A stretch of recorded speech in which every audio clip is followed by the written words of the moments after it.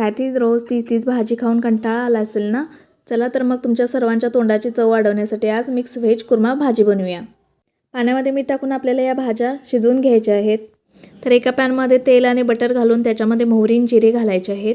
त्यानंतर आपल्याला याच्यामध्ये बारीक चिरलेला कांदा टाकायचा आहे, बारीक चिरलेला टोमॅटो टाकायचा आहे आणि टोमॅटो आणि कांदा आपल्याला थोडंसं मीठ टाकून व्यवस्थित असं भाजून घ्यायचं आहे.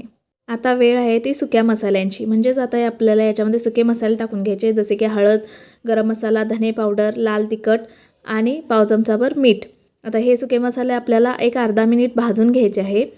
त्यानंतर जी वेळ येते ती ओल्या वाटणाची. आता हे ओलं वाटण मी कसं बनवलेलं आहे त्याची लिंक मी तुम्हाला डिस्क्रिप्शन बॉक्समध्ये देणार आहे, तर तिथे जाऊन तुम्ही हे बघू शकता.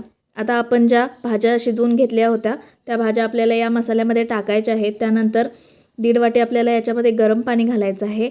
व्यवस्थित असं मिक्स करून आपल्याला 3 ते 4 मिनटासाठी उकळी काढून घ्यायची आहे.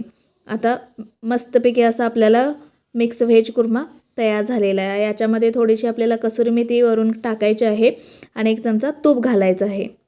तुम्ही ही रेसिपी नक्की ट्राय करून बघा. अगदी अप्रतिम अशी चव येते या मिक्स व्हेज कुर्म्याला.